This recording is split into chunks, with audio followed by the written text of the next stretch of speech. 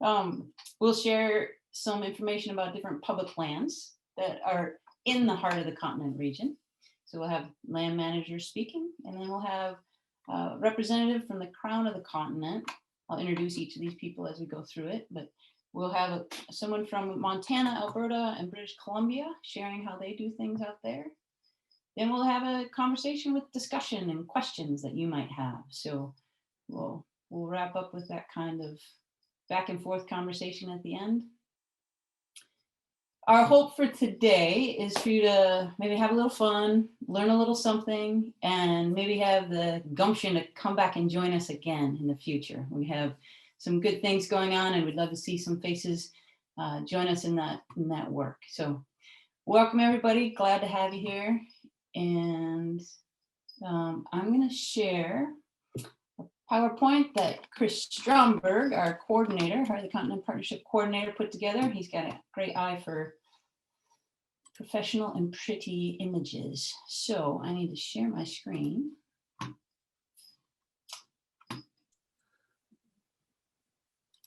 I like that word, gumption. Gumption. So that's really what makes things happen, eh? Yeah, right? I agree. Here we go, let's try that.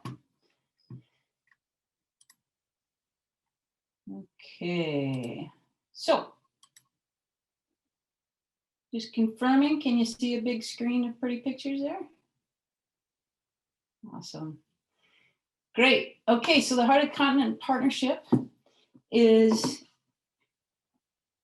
about people and place. It truly is a partnership between Ontario, Canada, and Minnesota in the US. And the green space that we are going to talk about today is one of the largest expanses of green space on the continent. And it's right in the center. So if you look in the bottom left corner, the visual of the continent, you can see the heart of the continent region that we're discussing is in the heart of the continent. But it's also about the pulse of the people. It's about the communities that border these public lands. And the pulse of the people is really about economic vibrancy, culture, uniqueness, tourism, great access to public lands and waters. So as we share what we do with you today, think about the people and the place. So in the area, there's, if I go in hectares here, there's 2 million hectares of public lands managed by lots of different agencies. And if you put that in American numbers, 5 million acres of public lands. And these include a variety of separately managed natural areas. There's, in Ontario, there's provincial parks, the Quetico, Kekabeka Falls, Sleeping Giant. There's also Fort William Historical Park. In the US, on the Minnesota side, you have the Superior National Forest, which includes the Boundary Waters Canoe Area Wilderness, Voyageurs National Park, Grand Portage National Monument, as well as numerous state forests and provincial parks in Ontario. So all of these communities, the images of the people, are the communities that surround those public lands, and we consider those gateway communities. And so the people and place is the heart of our mission. You can see that we're working to build vibrant and resilient communities that value public lands and protect them in northeastern Minnesota and northwestern Ontario. That's the essence of our work. If we dig a little deeper into the who and the need, it's a variety of organizations and people that are working together to protect these places and promote economic development and sustainability. So we want to develop our economy in a way that's going to sustain itself over generations, many generations. So we've got land managers, business owners, citizens, organizations. They're all connected through the place that we're in. And the need is really a vision. We need a vision that is going to promote both the people and the place. And the thing about the vision that's really critical is that we have an ecosystem holistic ecosystem approach to how we manage the lands within this massive landscape. 5 million acres, 2 million hectares, that's a lot of land. And so oftentimes there's all these boundaries. There's city property, county property, state, federal, both on both sides of the border. Ontario, there's all kinds of different lines and boundaries that often have been barriers to community success. And so now we're removing these barriers and encouraging communication. So when we gather together or when we work on a project together, we are actually trying to collaborate across all of these boundaries that have been put in place, but have a larger ecosystem approach. So now communities can reap benefits from marketing the region as a whole. We have a National Geographic Geotourism effort where literally people sitting over in Germany can pop online and plan an entire month-long trip within the heart of the continent region. And we can be promoting your business, your fishing charter, your brew pub, the coolest mountain biking trail in your backyard to bring tourism and interest to the area. So in addition to kind of breaking down the barriers, increasing geotourism efforts, we also have land managers that have increased their cooperation on how they plan and manage these connected natural areas. All of this work really fosters an increase in knowledge and trust. And the results are increased project funding and effectiveness. So we want to really improve the stature and the sustainability of the region's public lands and communities. Just as that says, we are encouraging conversation. And so we've had success working as an umbrella group for clubs, organizations, economic development, industries, friends groups, science community, government agencies, and regular community members like me.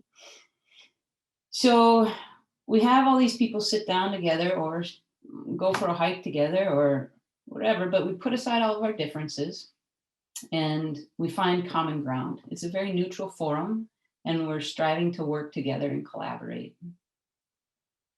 Some of the things that we actually do, if you want to know what do you do? Well, we do on the ground things. We want to share the recreational opportunities. So we've done a Canoe the Heart overnight multi-day expedition. We've done Bike the Heart efforts where people do day-long outings, whether it's mountain biking, gravel road, paved road. We want people to learn about the place. So we have science symposiums every 2 or 3 years where researchers share their findings with community members, but also with land managers so that information is shared to encourage the decision-making being based on scientific data throughout that ecosystem, the entire ecosystem. On the ground, we also do cross-border projects, so we work together. So for example, portage restoration that is done with Quetico Provincial Park Wilderness Rangers working alongside Boundary Waters Canoe Area Wilderness staff. We also have the Dark Sky Initiative, so we don't only think about our lands and our waters, but also the natural sky up above is a natural resource. So we're working diligently on getting this area to be recognized as the largest dark sky certified region anywhere. So we've got 2 parks and 1 sanctuary right now. We've got Voyageurs National Park is a dark sky park, recent certification. Quetico Provincial Park is also designated as a dark sky park. And the Boundary Waters Canoe Area Wilderness is a dark sky sanctuary. We've got 2 more locations on the list in the kind of last steps of getting towards that certification process. But those 3 alone are huge, major feats. And that is an example of our collaborative efforts. And then I'll mention the Geotourism Initiative, our Travel the Heart webpage. Tells you everything that the locals think is really cool, beautiful places to go, fun things to do, great places to eat. And you'll learn a little bit more about this from our keynote speaker. They've really focused on this quite a bit. So, but you could learn how to put your business on this map. So the person sitting over in Germany planning their trip can pick your business. All right, so this one might be a little tough to read, so I'm just going to read that to you. The success of the Heart of the Continent is based on trust, as well as fair, open communication. The partnership's a nonpartisan forum, so it's a completely neutral forum where we set our differences aside, and we have the blessing of diversity where we can meet and work together. Some of the intangibles that we benefit for our people in our place here: increasing respect for the land and its people, collaborating across the boundaries, promoting scientific research, building awareness of public lands, and supporting public lands, as well as sharing resources that benefit the public lands and the communities. When you think about the economy, it's important to understand how big the Heart of the Continent region is and that economy, or think about it of how hugely reliant we are on each other for our successes. It's kind of surprising how interconnected we truly are, and the things that we could be doing together to create more growth through shared initiatives. So thinking about continued integrated conversation and how that can help make this region a lot stronger, more sustainable than it is even today. For those of you that might be calling in and can't see the screen, we have our contact information. So if you want to reach out to us, www.heartofthecontinent.org is our website. traveltheheart.org is our geotourism site, and HOCP at heartofthecontinent.org is our email. And if you'd rather reach out to us, you can just come visit sometime when you're able to do so safely, of course. So that's the introduction from Heart of the Continent Partnership. It's a breeze through. It's an introduction of the place and the people and the work that we do. Again, there will be time for questions later on, but if you have something that pops into your mind and you're thinking about it, feel free to put it in the chat box. And what else? I think that's it. I think that wraps up my section. And at this point, I'm going to introduce our speakers as the land managers. We've got 3 land managers that are going to share with you kind of what the lands that they manage that are publicly owned and how it relates to the Heart of the Continent Partnership.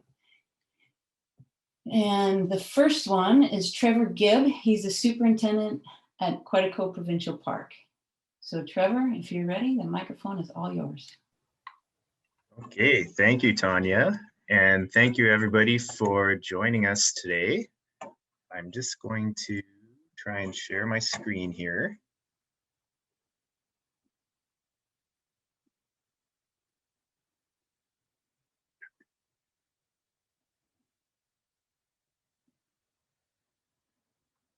Okay.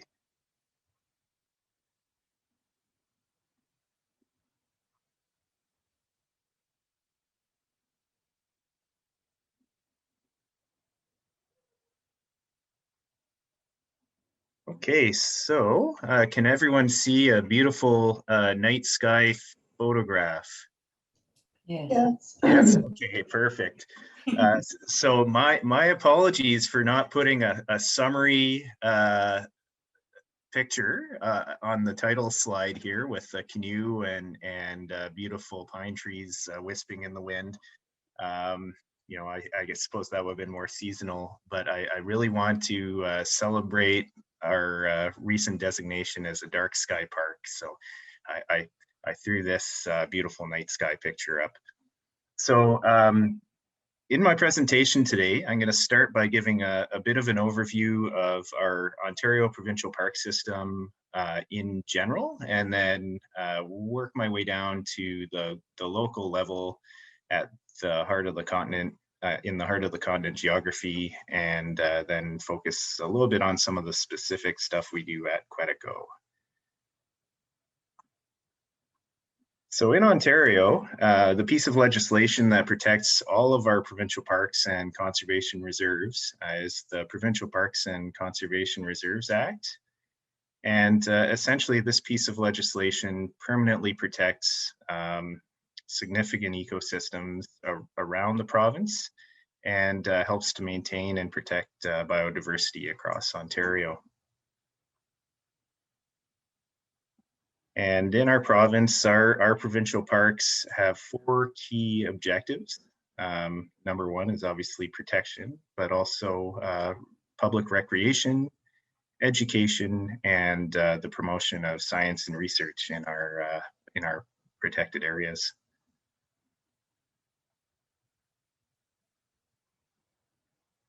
So in order to meet those 4 objectives, there are many, many provincial parks and conservation reserves spread out throughout the province of Ontario, and they have different classifications. And through these different classifications and different management plans, they help to meet different elements of our provincial park objectives across the province. So we have wilderness parks, nature reserve parks, cultural parks, natural environment parks, waterway, and recreational. And the key park that I manage, Quetico Provincial Park, is a wilderness park. And we are actually really fortunate to border with Boundary Waters Canoe Area Wilderness, where our management objectives really complement each other as wilderness areas. So I mentioned that throughout the province, there are a lot of provincial parks and conservation reserves in Ontario. The latest count is we have 340 provincial parks and 295 conservation reserves throughout the province that we manage. And it adds up to about 10% of the entire land area of Ontario, which is a big place. And many of our parks are operating parks, which means that they provide facilities and services for visitors, such as campgrounds, maintained hiking trails, maintained portages, visitor centers, and things like that. There are 115 of those throughout the province, and in an average year, there's over 10 million individual visits to those parks. The rest of the parks in Ontario are something called non-operating parks, and they are protected lands that do not have maintained visitor services. And conservation reserves are a similar designation of protected land in Ontario, where they are protected lands, protecting specific ecological or cultural values, but don't have maintained facilities for the public. So bringing it down to the more regional level within the heart of the continent, this map, hopefully it shows up okay on everybody's screens, but this will give everyone a picture of which protected lands are within the heart of the continent area on the Ontario side of the border. So you can see sort of in the middle of the map is a large light green area, that's Quetico. And provincial parks on this map are all that light green color. And conservation reserves are darker green. And then let's see here. What color? It's not showing up well on my screen. It's a blue or purple, represents First Nations, Indigenous land. And then much of the yellow or beige on the map represents Crown lands. Municipalities don't show up on this map, and private land doesn't show up on the map. But most of that is towards Thunder Bay to the east and Fort Frances to the west. through the middle of the map there, everything north of Quetico is pretty much Crown land, public land. And then here's a map of Quetico itself, just north of Boundary Waters Canoe Area Wilderness, just east of Voyageurs National Park, and just west of Grand Portage. And we are a large wilderness park. We're the oldest wilderness park in Ontario, actually the third oldest park overall in Ontario. Really what we're known for is being a world-class wilderness canoeing destination. And what really helps with this is being immediately next door to the Boundary Waters Canoe Area Wilderness. You know, Tanya mentioned that we have a huge mass of protected area here in the heart of the continent. And you know, part of that mass of protected areas, we have the Quetico Wilderness and the Boundary Waters Canoe Area Wilderness side by side, providing one of the largest wilderness canoeing areas in North America. So a very, very special place. At Quetico, we have one campground that's car accessible in the northeast of the park, the Dawson Trail Campground, and we have entry stations around the periphery of the park where park visitors can register, get a park orientation, and start their canoe trips throughout the summer months. And to the southwest of the park, in the blue color there, is Lac LaCroix First Nation. And Lac LaCroix First Nation helps to operate Quetico and works with Quetico to make planning decisions. And Quetico and Ontario Parks, we're you know, very grateful to be a part of the Heart of the Continent Partnership. We really view this partnership as an excellent gateway to connect with our neighbors, and are excited by the collaboration and shared projects like the Dark Sky project that come out of this partnership, and appreciate the celebration of communities and public lands in our shared landscape. And you know, definitely love how the Heart of the Continent recognizes our unique regional identity. So that is all. I'll unshare my screen. Thanks, everyone. Great, thanks, Trevor. Appreciate that. It's good to share a little bit of Quetico with the folks. All right, now I'm going to have Susan Catton from the Superior National Forest. She's the Public Services Staff Officer. Share with you a little bit about SNF. So Susan, are you available? I am. Good morning. Thank you. Let me share my screen as well.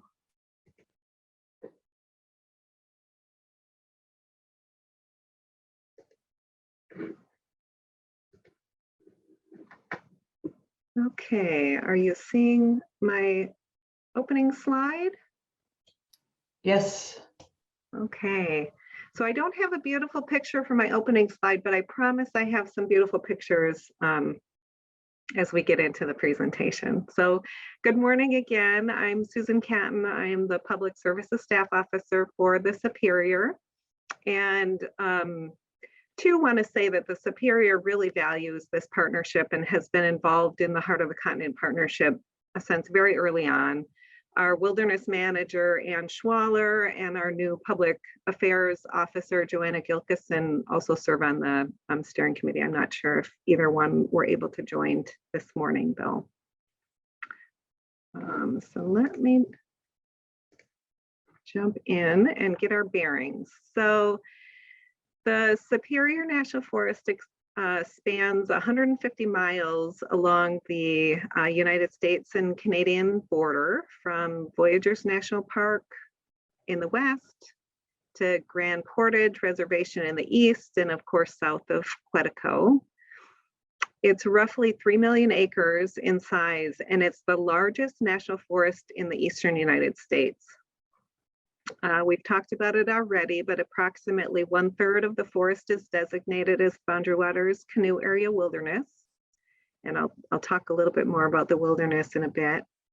The forest falls within 4 counties in Minnesota, Cook County, Lake County, St. Louis County, and there's also a little sliver of the forest that's in Koochiching County.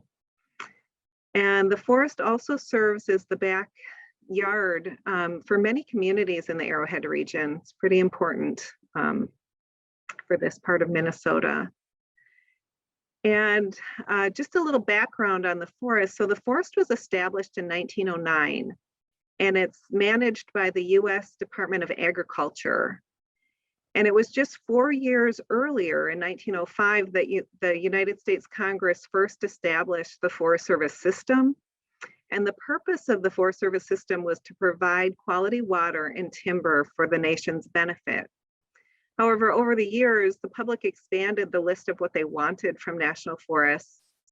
And Congress responded by directing the Forest Service to broaden its management scope for additional multiple uses and benefits, and for sustainable yield of renewable resources such as water, forage, wildlife, wood, and recreation.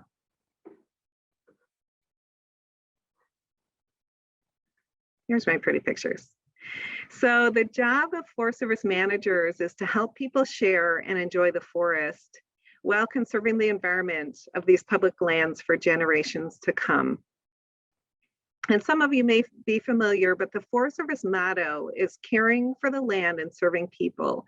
And I think this really captures the spirit of our mission. An important management goal of the Superior National Forest is to collaborate with communities and other partners and to manage the forest so that it's resilient to catastrophic impacts and continues to provide sustainable benefits. So I have a few fun facts about the forest. One is back to the wilderness. So the Boundary Waters Canoe Area Wilderness was one of the original wildernesses designated by the Wilderness Act of 1964. Additional legislation in 1978 increased the wilderness to its current size of over 1 million acres. However, in addition to wilderness, the forest has active multiple use programs, including programs that manage natural resources, lands and special uses, and also recreation. So another fun fact about the forest is that it's the 8th most visited national forest in the nation, which is pretty incredible when you think about it. And so with that, the forest offers more than 2,000 miles of trails that are maintained for a variety of activities, from hiking and biking, fishing, hunting, cross-country skiing, snowmobiling, ATV riding.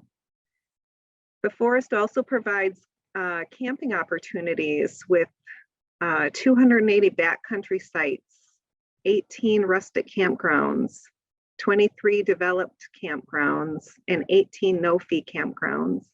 And then in addition, there's another 2,000 designated campsites in the wilderness. My final fun fact about the forest is that the forest contains 20% of the fresh water of all the national forest system, which is also pretty incredible when you think about it. And so with that, the forest offers opportunities for water access at boat sites and fishing piers, swimming beaches, of course, entry points to the Boundary Waters, picnic areas that are mostly all located near the water.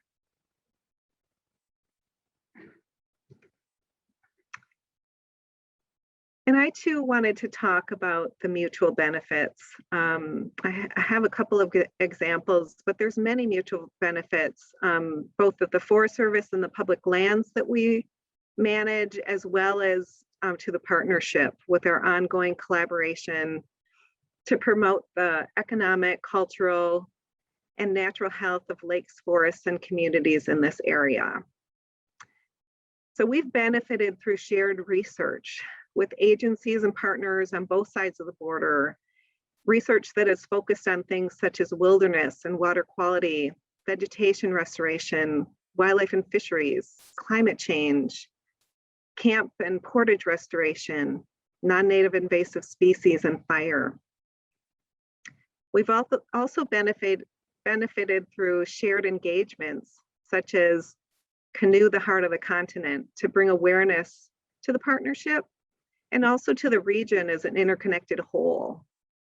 These engagements have given us the opportunity to discuss shared concerns such as physical and social damage on public lands, talk about search and rescue, and leave no trace education, to name a few.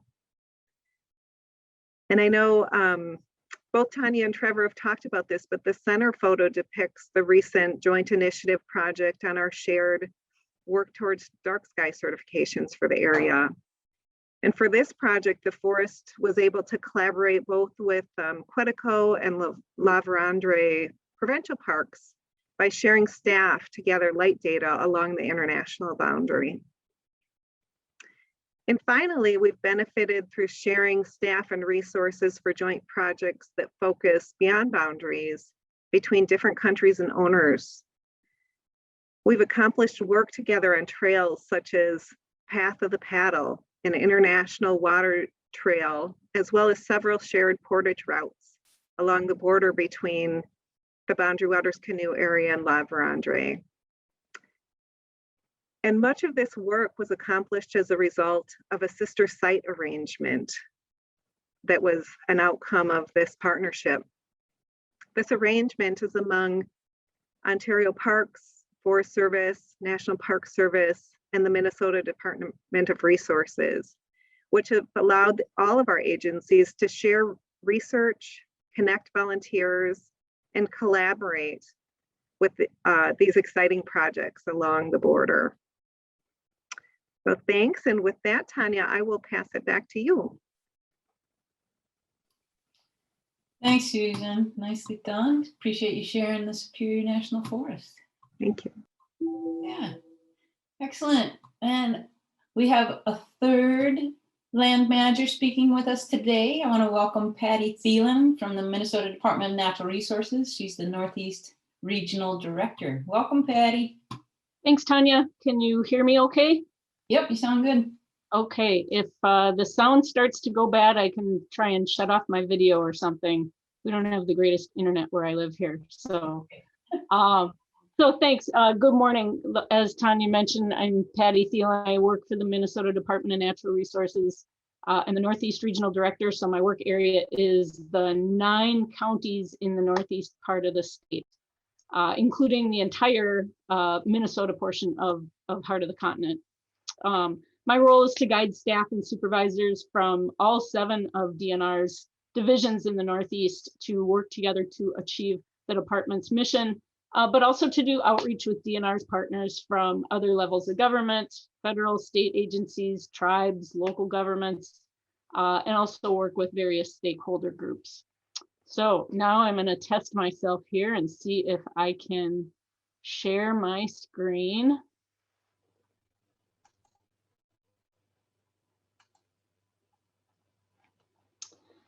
And everything moves around. And can you see my opening screen? Yeah, it looks good. Okay, great. So I will advance past that one. So Minnesota is lucky to have a lot of public lands across the state, but as you can see on the map, they're really concentrated in the northeastern part of the state. And this map is showing all levels of private lands. If you average it out across the whole state, it's about 24% public lands owned by various levels of government. Zoom in here to the Heart of the Continent area, and apologies to Trevor, I didn't have data for Canada, but wanted to share some information about the public lands on the Minnesota side. You can see there's a checkerboard of ownership here. And about 63% of the Minnesota portion of Heart of the Continent is public land. Over half, almost 2/3 of the land is public land. So we're really fortunate to have that resource here. Of that 63% of the public lands, DNR manages about 22% of the public lands within the heart of the continent boundary. To do all of that work in this area, we've got over 300 employees at 28 different report to work locations, or most of them are teleworking right now. But those work areas include a string of really beautiful state parks along the North Shore. I think some of the best state parks in our state are here. Our staff in the area include conservation officers, wildlife managers, fisheries biologists, foresters, park naturalists, ecologists and engineers, and a lot of other jobs. We consider ourselves pretty fortunate to have great jobs in natural resources here. You can almost pick out some of the management units in this map. You can see the concentration of federal lands, the light green, that make up the Superior National Forest and Voyageurs National Park. You can pluck out the large amount of county lands in a couple of the counties. And then you can see Minnesota's lands are, or the DNR's lands are kind of a little more spread out in smaller pieces across the whole area. This is one of the things that Heart of the Continent is really beneficial for, is has really allowed me an avenue to build relationships with all of those other agencies, with county land managers, with federal land managers, with Trevor from across the boundary up in the Quetico, and to get together and talk about, as Tanya mentioned, issues we have in common and things that we're trying to work through and can lean on each other about a little bit. Over the last year to already have relationships with these other land managers while we figure out together how we're going to manage our response to a pandemic that crosses international borders. It's been really helpful for us to make changes at about the same pace. I'm grateful to have had Heart of the Continent kind of already in our back pockets and a great relationship to work together. Minnesota didn't acquire all of our lands at once. It was really a long series of separate acquisitions over mostly over 100 years or so, but we continue to acquire small parcels today. There was a series of federal land grants, legislative actions. There were some big events in history, major economic events like the Dust Bowl, the Great Depression, that drove people to abandon their lands and also contributed to lands being turned over to the state to manage. Some of the more recent acquisitions are lands that we purchased with dedicated funds that protect or preserve special habitats or rare features. We've got a lot of different types of lands that we manage for the state. Today's managed land base is really diverse, and how we manage them is driven by a number of different things, from history as well as the desires of our citizens and legislators for today's needs. One of the things is how we acquired the land sometimes drives our management. We manage a lot of school trust lands that we have a fiduciary duty to the school trust to manage those lands in the best interest of the trust. We manage consolidated conservation lands that were lands we acquired during the Dust Bowl days, and we actually split any income from timber sales, leases, etc., with the county that it's in, and so that's a great cooperative thing. A lot of other different kinds of ways that we acquired lands that partially drive how we manage them. Sometimes the management unit drives how we manage those lands. We've got a whole lot of different kinds of management units, from state forests to state parks and trails, public water accesses, so people can use the well over 10,000 lakes in Minnesota. We've got wildlife management areas, aquatic management areas, and scientific management area, or scientific and natural areas, excuse me. And each of these different management units it comes with its own set of rules for how we manage them and for specific goals. Sometimes we manage a parcel of land for multiple uses, a whole bunch of different uses on the same spot. I know of an area of school trust land where not only do we manage the timber, we have some mineral resources in the area that we sell, and we have a bike trail lease all on one area. So it provides multiple income streams, and it provides a lot of great recreation. So land management can be really complex. There's a lot of different things that we need to take into account.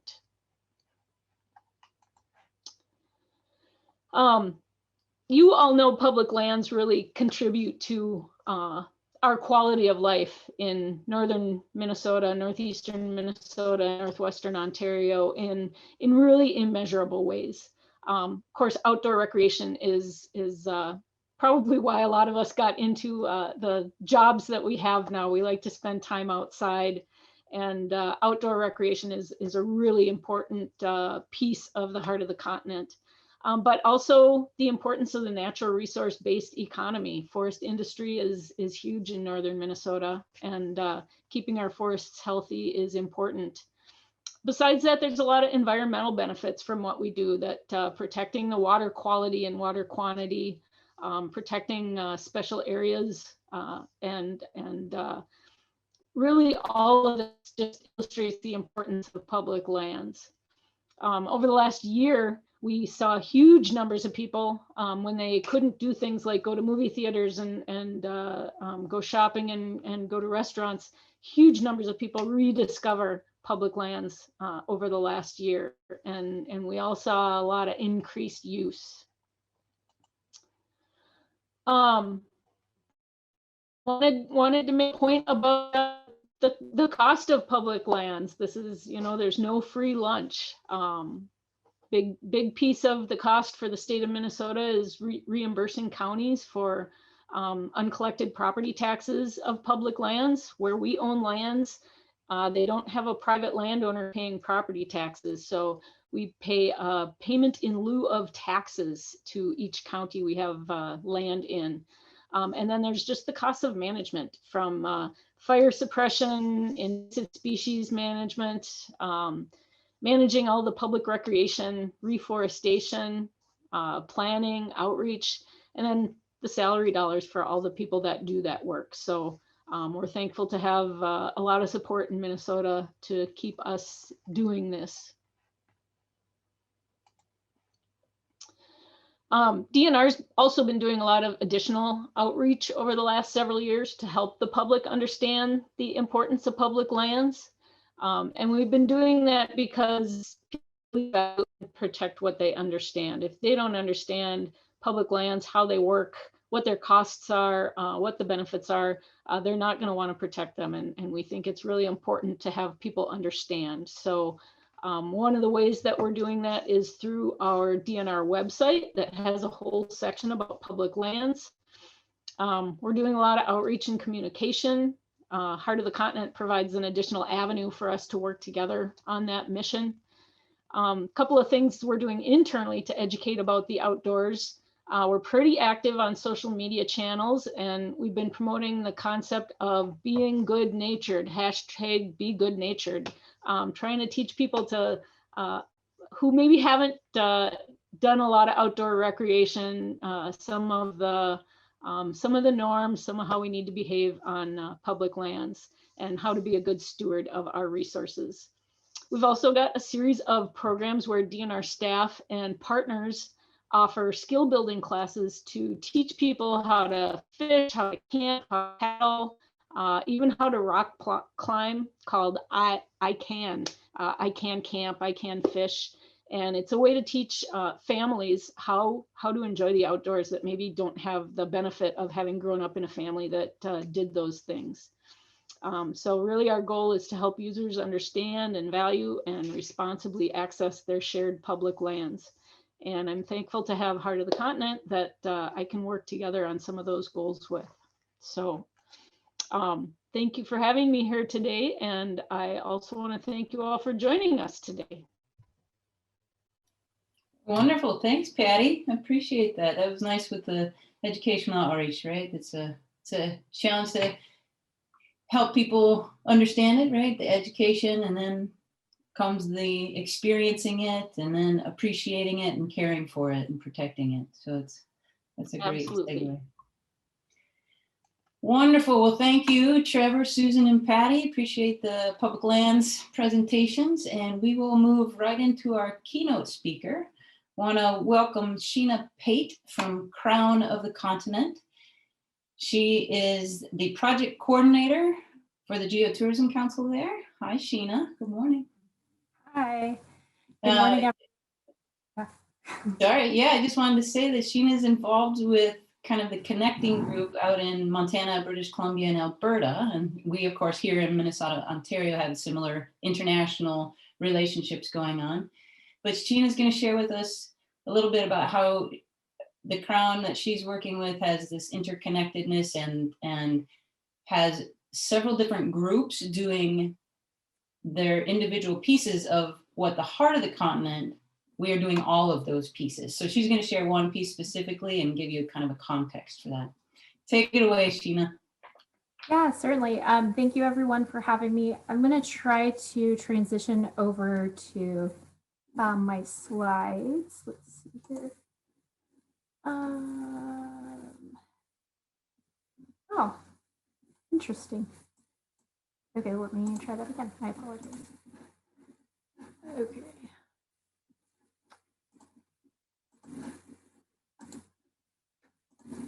Okay, let's try sharing again. I know we did a practice for this. In the moment, there's always something new. Oh, here we go. Okay, there we go. All right. All right, so I'm just gonna switch it from the beginning. Okay, there we go. So hopefully you see a beautiful picture. Is it popping up yet? Yeah, Okay. we see it. We're good. Okay, so I just want to say hi once again. I'm Sheena Pate. I'm a project coordinator for the Crown of the Continent Geotourism Council. Thank you so much to the Heart of the Continent Partnership for inviting me. Happy to share a little bit about what we have going on in our region, and maybe there's some crossover. Maybe we'll inspire you to do some other things, although it sounds like you're doing some incredible projects and programs and collaborations in your region. I'm actually speaking to you from just west of Glacier National Park in Montana. So it's on the traditional lands. The part that I'm on is on the traditional lands of the Salish, the Kootenai, and the Pend Oreille people. So I'll just be touching a little bit on building resilient landscapes and rural communities in our region. And let's see if I can, ooh, there we go, okay. All right, so a little bit about who we are.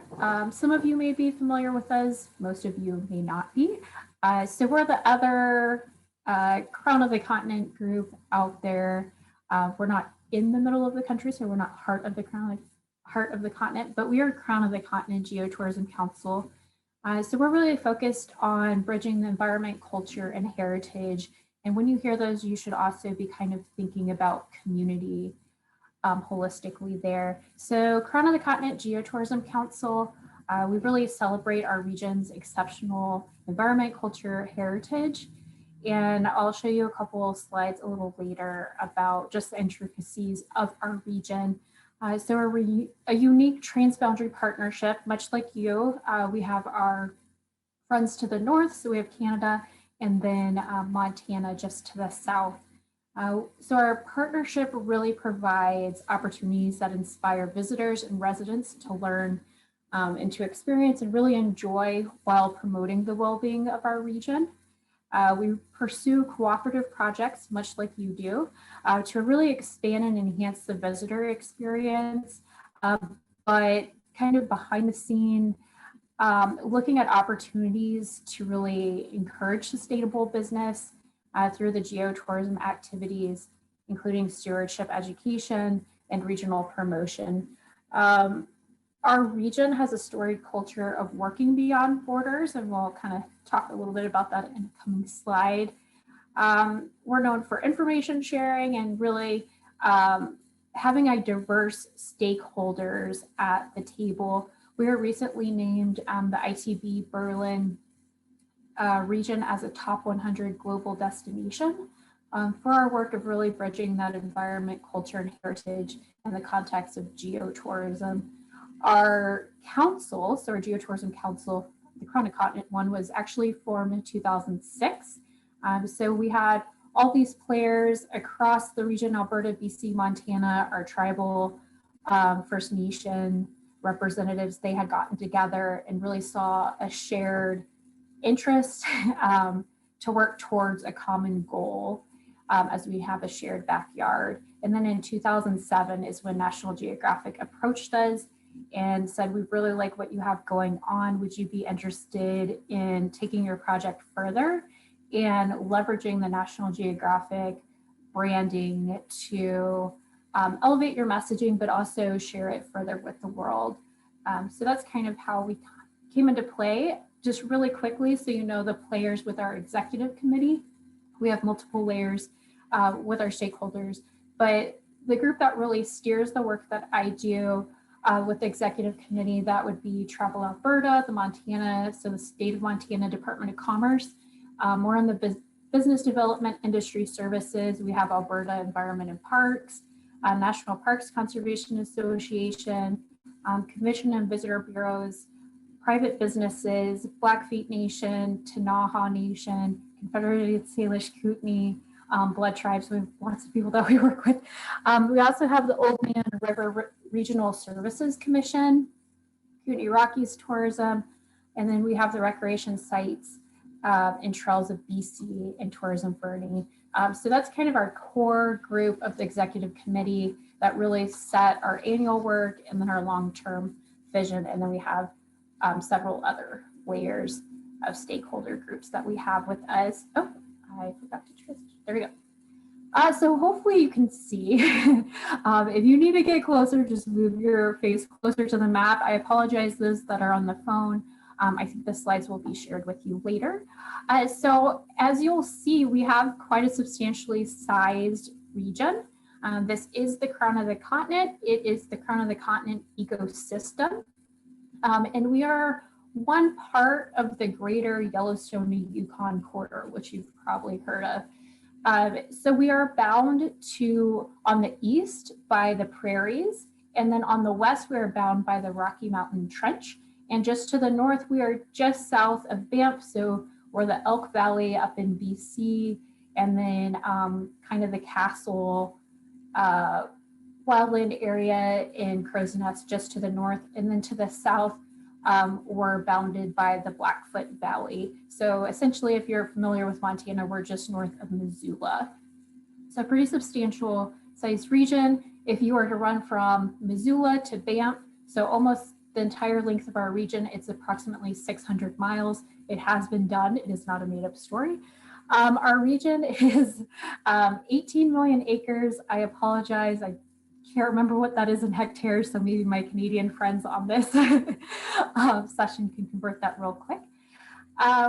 Yeah, so we have dense conifer forest, aspen glades, native grasslands, and of course, clear streams and rivers. And we're one of the most biologically intact ecosystems in North America, and in fact, in the world. And I think we've been able to achieve that because 60% of our region is actually public lands.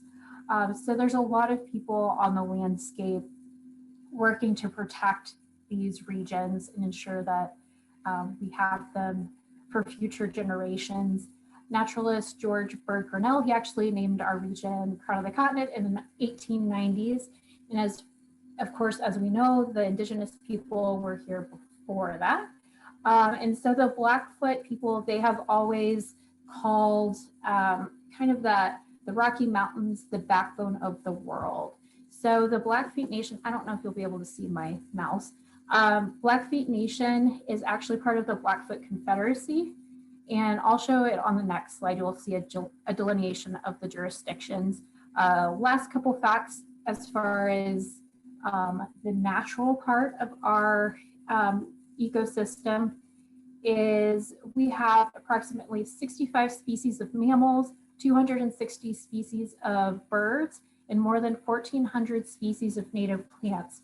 So when Lewis and Clark visited in the 1800s, present day, we would see all of the species that they would have seen there. We do have a threatened population of caribou. It has been rumored there are still some in the Kootenai portion of our region, and then the bison. They're no longer free roaming in our region, but they are being brought back to our region, and they were here, but more in a restricted area. And so that's with the Inouye Treaty. We're excited to see that happen. We have the Flathead Lake. That's the largest natural freshwater lake west of the Mississippi. And you might have even heard of the Triple Divide Peak, which is in Glacier National Park. And that is the apex. It's an apex and that it sheds water to 3 different water systems or watersheds. So that goes to the Pacific, the Atlantic, and the Arctic. So pretty substantial. And then you'll see, much like your region, there are many jurisdictions, so many people managing the land, working on the land. We have a massive region, and with it being 60% public land, you would think that would be straightforward, but there's so many different agencies that are managing the 60% of our public land. And I think sometimes we get stuck on public land is government managed land, and it makes a lot of sense. But we also, it's important that we recognize that we have land managers that are private landowners. So we have a couple of timber companies that own large swaths of property. So this doesn't count in the 60% of the public lands, but they own large swaths of property that they keep open to the public to recreate on as long as it's being done responsibly. And then we have lots of land conservation easements. And so those are working with land trusts, with state agencies, federal agencies. So just to blur the line with when we say public lands. But what you'll see is, I won't touch on all of them because there's quite a bit. So we have the core of the crown of the continent, if you can see my mouse at all. So this large green area, this is actually the Bob Marshall Wilderness Complex. So I'll just do a little circle right there. And then that leads up to Glacier National Park. Glacier National Park is actually part of the Waterton Glacier International Peace Park. So we have the first international peace park in the world. It's actually also the first transboundary park, so over international boundaries, that was designated as a dark sky park in 2017. So we were excited to hear about all of your designations for dark sky too, where you're at. And then if you look just above this part where my mouse is, that's the Waterton Lakes National Park in Alberta. There's actually this castle region. So this brown, so we're looking at crown lands, provincial lands. And so this map actually needs to be updated. But this has been set aside, so it's provincially managed for resource protection and of course enjoyment of others.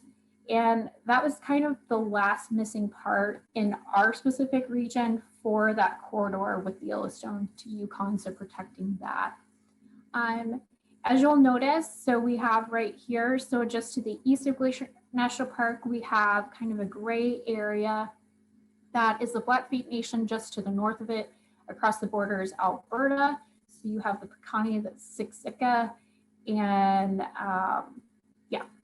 So they are actually a part of the Kainai, Siksika, and Blackfeet are actually part of the Blackfoot Confederacy. And then to the west of the Continental Divide and the Rocky Mountains, we have the Ktunaxa. So their traditional lands are up here. And they have much smaller reserves, but this is absolutely their traditional lands. And Kootenai Rockies does a really good job of making sure Ktunaxa are at the table and have a voice in the management of the lands and the education of what has traditionally happened on the landscape and what is happening now too. And then just south of that, we have, so continued on the west side of the divide, We have the Kootenai, which we have the Tanaha Kootenai, depending what side of the border you are, and then we have the Salish and Pend Oreille. So we have the Flathead Reservation right here. So you'll see gray. What you'll notice is, and this is probably, maybe it's similar where you're at, you'll see a lot of blue checkering over these gray places. So the gray places are the reserves or the reservations. So the delineated political place where Indigenous people are, but all of this region is their traditional lands. But you'll notice a blue checkering board. So those are allotments that were secured by settlers, non-Indigenous people. And so some of this is a slightly outdated map, has been reacquired by the tribes, but these are in private ownership there. So that's kind of the jurisdictional complexity of our region. It's really unique. We have head smashed in buffalo jump, so over by Fort McLeod, so up here in Alberta. That site was continuously used for 6,000 years and is also a UNESCO World Heritage Site.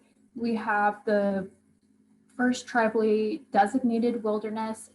It's kind of hard to see, it's right here. And that it's the first tribally recognized wilderness in the US. And so that's the Mission Tribal Wilderness, and that's managed by the Confederate Salish Kootenai, who are amazing stewards of the land. And we bring to the table all the time because there's a lot to learn. And so really that 60% of public land is significant in our region. It's a complex jurisdictional landscape, and we try our best to really have a stronger shared management of the landscape, of the natural resources. But it's important to really recognize, and this group's done a really good job of having an early understanding and respect that rivers, lakes, wildlife, and Indigenous heritage are not contained within an administrative and international borders. So really taking an ecosystem approach to our region. So these are kind of our three main focuses. So rural and small community support, stewardship, communication, and education. And as you are well aware, those all overlap, are connected. They can't exist one without the other. Just to give you a context of what we're working with in the crown of the continent, is our region is 18 million acres. And just looking at a snap, and the largest community within our delineated region is Kalispell, Montana. And that population is about 24,000 people. We have over 3 million visitors just to Glacier National Park every year. So there's not a we don't have a large populated area of residents, and we have massive amount of public lands. So knowing how to be proactive versus reactive with having a big influx of people. So that 3 million people, they are coming to Glacier, but they are experiencing a glacier experience, which is beyond the border of the park. So knowing how to deal with that. When we do our work, we're really understanding who all the stakeholders are, identifying the planning tools, especially with all of our partners out there, cataloging the assets. What are the assets out there? And sort of having two working lists. What are our assets as a totality, but also having a little list on the side of where our most culturally and environmentally sensitive places are, and making sure that we honor, respect, and we do work towards ensuring that those are protected, and not trying not to share them on a more public platform, and knowing how to do it delicately of how do you educate people about it, but how do you also not steer the masses. We don't want to encourage visitation to these areas, but we do need people to understand that they are out there, so that we can really convert people to being stewards without them even visiting to the place. So maybe they'll support groups that are working on the landscape, it be government agencies, nonprofits, through funding, time. When it comes to elections or approving things, just having an understanding and respect for those places and how they can become stewards and also help fight for those places. Our focus has traditionally been on destination development planning, and that is still happening. We have so many small rural communities, and they just don't have the capacity at community level to be able to do that. So we bring in people, we help them with that, and they're all at different points, and it has a lot to do with the personality of the communities too. What are they ready for? We don't want to push anything. And building out to scale and providing quality experiences. And as you have, we have had a big emphasis and a shift from that destination development to destination management and stewardship. To have such a small populated but massive region with a large number of people coming to our region, it's really become important that we're ensuring that people are good stewards of the place that they're visiting. So we really act as a centralized point of contact, networking, and sharing with those working on the landscape and communities. In addition to that, we also have more of the visitor side. So we have the National Geographic branded website. We have the National Geographic map guide. And so that really helps us tell the story of the place.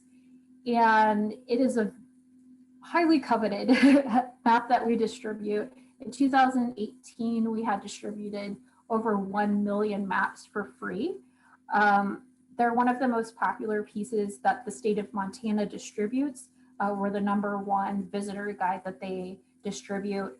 And all of our land managers, we've been working with them extensively since we began, is they've really seen it as a tool to educate the visitor, but also when they go into internal meetings to show, hey, here is this region, it's complex, and here are all the players at the table in some unique history.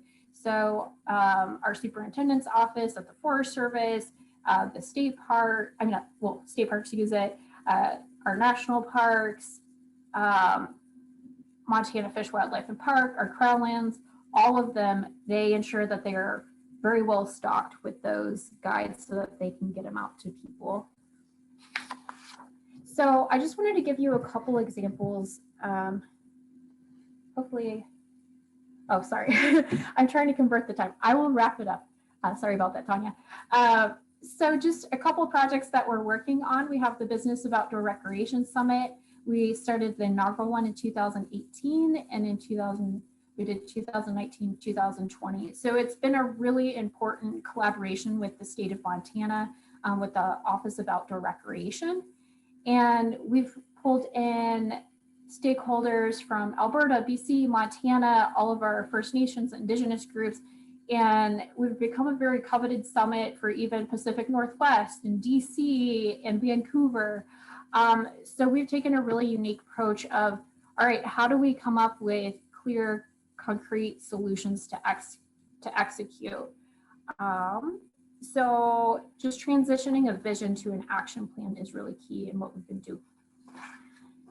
This is a project that we've been working with land managers, an additional project outside of the summit. So what they did was, we have associated chambers, and we do this for other groups around the region. Associated chambers is a collection of the superintendents of the public lands, so the land managers, politicians, tourism groups. And so they asked us, the Geotourism project of the Crown, to come up with a list of places that could handle visitation. Does it have the access? Does it have the infrastructure? Can it handle more people? And so this was a unique project that we worked on, and Heart of the Continent partnership could probably work on too. So really dispersing people is key. So kind of wrapping it up, initiatives that we're working, additional initiatives. So a lot of behind the scenes work outside of our visitor platform. So really converting users to stewards. And how are we doing that? So we're looking at electrical vehicle routing. So we're working closely with our Alberta, BC, and Montana partners in building out electric vehicle routing. And you might think it's just has to do with the road, but it's how can you be gentler as you travel and visit these public lands. And so that's been a really big campaign of Kootenai Rockies, aquatic invasive species, clean water campaign, accessibility. So working with multiple land managers, Montana DEQ, Flathead Basin Commission, which is compiled of various land managers. So really, how are we protecting this area? And newly, we're working on the core, so community outdoor recreation realization planning. And so Columbia Falls, which I'm actually based out of, is the pilot project. So it's really having a community-based, having all your land managers, your community members, and building out what you want for your community relevant to recreation. And when I say recreation, it's not just trails, it's also, it's front country, it's back country, it's urban, fishing access, parks, the whole kit and caboodle. And then, of course, as you, we've really been putting a lot of time and energy in recreate and visit responsibly campaigns. So last but not least, I am the president of the National Geotourism Council. And so Chris is one of our Geotourism Council members. This group, it has representatives from all over North America that we've pulled in. We have 10 geotourism sites in North America and then 3 in development. And in addition to that, we have National Geographic, Sustainable Travel International, IENTA. We have multiple additional stakeholders. So really, how do we get together, lead, support, connect, facilitate that networking, and provide resources? And this group was formed in 2011 with an MOU. And so we've been keeping that moving. So with that, I'll just kind of leave this up. If you have further questions, you're more than welcome to reach out to me. And then as far as learning more about the region, the public facing, I recommend heading over to our website, crownofthecontinent.net. But we do a lot of work behind the scenes, and it's very reliant on our land managers, especially with the vast amount of public lands that we have in our region. So with that, thank you so much for having me, and I'll hand it back. Great, thanks, Sheena. It's a lot to share. I can't believe the complexity of the jurisdictions in the area that is the Crown. That is quite the map. And for folks that are new to geotourism, just to kind of summarize that is really, it's tourism, promoting tourism, but really doing it in a sustainable way that strives to protect the product. That's the product here is the destination. So those beautiful places that draws in the tourists and gets them to spend their dollars in our small rural economies, that's the place that we want to protect. All right, thank you, Sheena. All right, we are moving into our discussion and question time, and feel free to put any questions you might have in the chat box, or if you want to pop your video on and ask questions, you can do that as well. A couple of things just to kind of trigger your mind about things that the Heart of the Continent Partnership is engaged in that you may have questions on. We covered them before, but just a quick reminder for the discussion section. Our land manager collaborations, our community congress, Canoe the Heart, Bike the Heart, science symposiums, cross-border projects, Dark Sky Initiative, and our geotourism initiative, Travel the Heart. So we will share some of those with you. Oh, and I'm just getting a plea to have everybody wave, apparently. Turn your videos on and give a big old wave. Good morning, good morning. Yeah, there's some faces. Good to see y'all. Excellent. So while people are thinking of questions they might want to put in the chat box, I'm going to ask us to just start off the question and discussion section with the land manager collaboration. And I think Chris Stromberg, the Heart of the Continent Partnership Coordinator, is ready to speak to that. Just 2-3 minutes max, and then we'll pop on to the next topic and share a little bit more of what we do with folks. Chris, you want to share about land managers? I'm not sure I'm the best person to talk about the land manager meetings, but they have been going very well. We've always had a good group that have worked together over the years, but since the pandemic came about, we thought that it would be a good idea to we started out with weekly calls and slowly got into every second week and now monthly calls, and but it's been good for everybody to see how each agency has been opening up or closing, or as things progress or deteriorate at some points. If I don't know if anybody had any questions. There's a number of people on this call, Patty, Trevor, that could answer. Susan.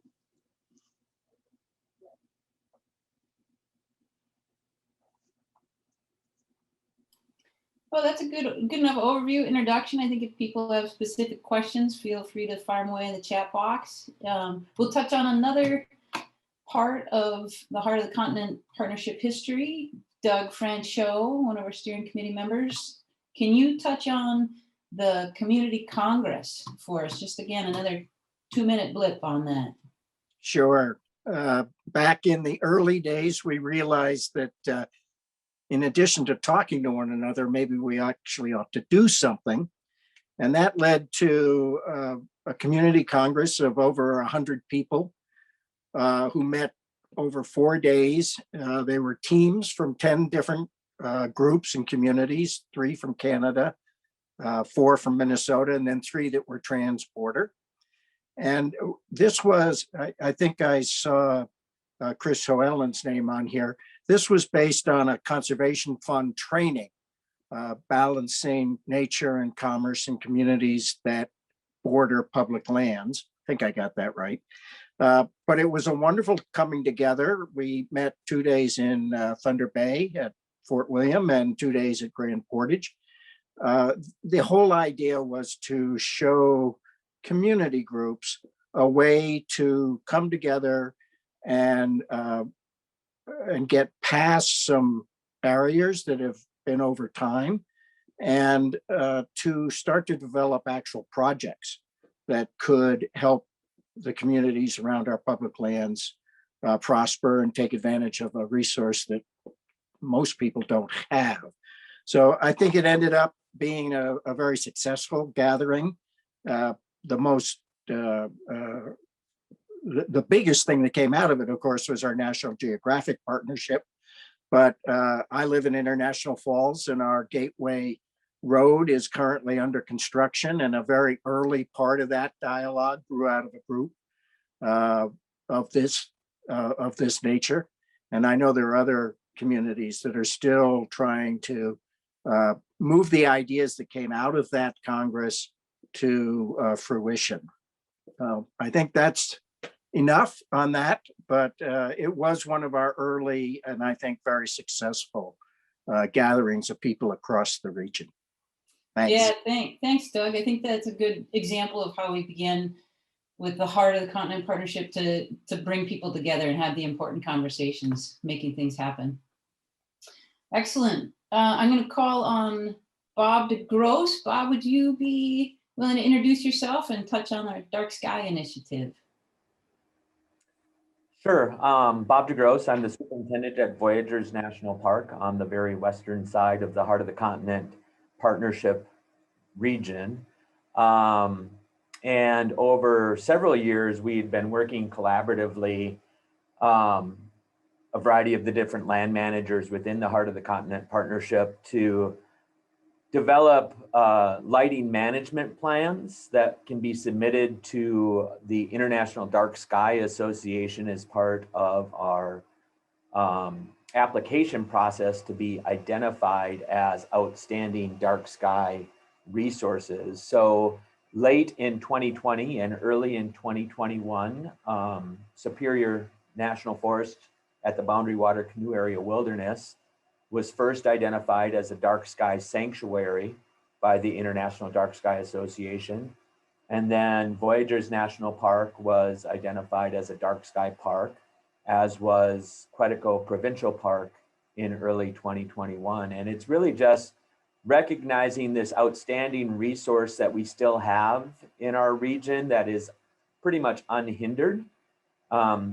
You may or may not be aware that about 90% of the residents of the United States live in an area that have obstructed night sky views and things because of light pollution, where here in Northeast Minnesota and Northwest Ontario, we still have outstanding resource that is unhindered by any or very little light pollution.